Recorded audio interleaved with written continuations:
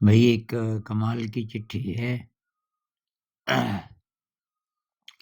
जो मैं आपके साथ शेयर करना चाहूँगा। तो इन्होंने लिखा है, खुद के बिहेवियर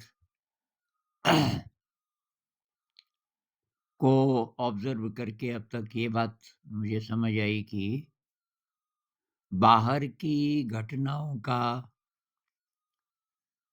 एक्चुअल में कोई मीनिंग नहीं है। मन जो मीनिंग दे, वही महसूस होता है। मतलब बाहर केवल घटनाएँ हैं, उन घटनाओं का आप क्या मतलब लगाओगे, आपके अंदर कैसा इमोशन पैदा होगा, वो आपके मन पर, मनस्थिति पर डिपेंड करता है। तो कुछ उदाहरण दे रही हैं, जैसे हरी पत्तियों का पेड़ से गिरना दुखद लगा। उन्होंने देखा पेड़ से हरी पत्तियाँ गिर रही हैं, तो मन को खराब लगा कि पत्तियाँ गिर रही हैं। उसके बाद 1-2 दिन के बाद उसी पेड़ के नीचे गई पक्षियों और मछलियों को रोटी खिलाने। तो कोई तालाब होगा जिसके किनारे ये पेड़ है, तो पक्षियों और मछलियों को रोटी खिलाने में गई, तो पेड़ से पीली और सूखी पत्तियाँ गिरने लगी। मेरी नज़र ऊपर गई, तो वो पत्तियों का गिरना जैसे पेड़ का प्रेम महसूस हुआ, जैसे कि वो पेड़ स्वागत कर रहा हो और ये पत्तियों की बारिश कर रहा हो, खुश होकर के, ऐसा लगा। जबकि वही पत्तियाँ जब पहले देखी थी तो दुःख महसूस हुआ था। ये एक उदाहरण है। एक और उदाहरण, पहले पोछा-बर्तन का काम बेकार लगता था, लेकिन उसे छोटे बच्चे की तरह मानो जो नहाने का इंतज़ार कर रहा हो और फर्श पर पेंटिंग कर रहे हैं। इस भाव से आप पोछा लगाओ कि पोछा नहीं कर रहे बल्कि पेंटिंग कर रहे हैं, तो पूरा इमोशन ही बदल जाता है उस काम के प्रति।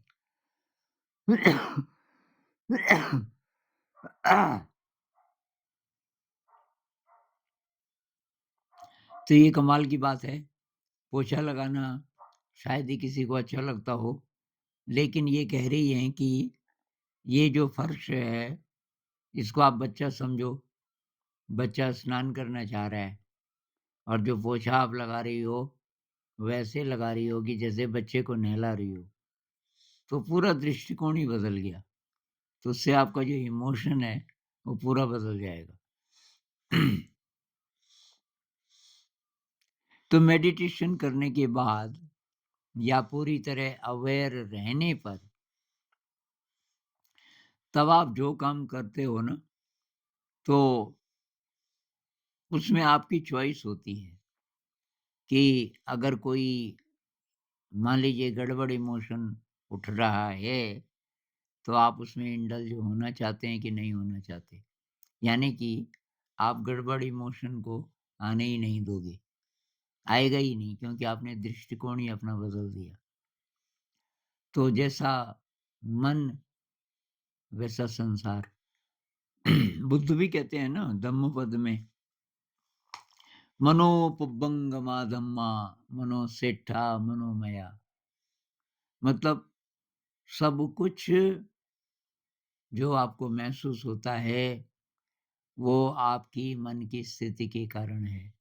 मन ही श्रेष्ठ है, परिस्थितियाँ नहीं। मनोसेट्ठा, सब कुछ मनोमय है।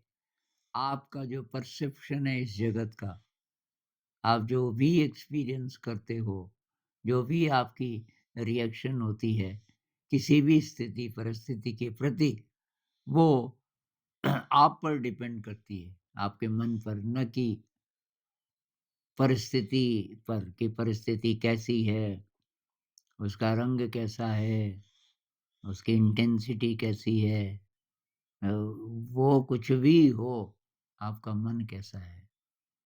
मन साचे प्रसन्नेन भासति वा करोति। आगे वो कहते हैं कि अगर आप मन को पहले ठीक कर लो, आपका मन प्रसन्न है, तभी होगा कि आप अवेयर हो, एकदम अवेयर हो और कुछ भी करते समय मन को देख रहे हो। मैं दृश्य देख रहा हूँ, तो दृश्य तो दिख रहा है, लेकिन उससे मेरे मन में क्या विचार आ रहा है, क्या इमोशन आ रहा है, उस पर मेरी नज़र है, उसको मैं अच्छी तरह से देख रहा हूँ। तो तब मन आपका गड़बड़ होगा ही नहीं, तो मन आपका प्रसन्न हो जाएगा। तो बुद्ध कहते हैं कि मन को प्रसन्न करके ये तब अपने हाथ में है। मन को हम तुरंत प्रसन्न कर सकते हैं अगर गड़बड़ हुआ भी तो। और तब आपकी जो भी बोलते हो और जो भी करते हो, तो वो बहुत अच्छा होता है, उससे आपको सुख ही मिलता है। तो भई ये एकदम प्रैक्टिकल चीज़ है जो इन्होंने बोली है। ये अप्लाई कर रही हैं ज़िंदगी में। मेडिटेशन का मतलब ये नहीं है कि आप बैठ गए जी। कोई कहते हैं कि आधा घंटा, 40 मिनट, 1 घंटा, बहुत बढ़िया, वो तो बैठ गए। लेकिन अब उसका एप्लीकेशन पूरे दिन, जितने भी प्रकार के आप काम करते हो, उनको करते हुए आपका इमोशन कैसा है और आप अपने मन को ठीक कर सकते हो।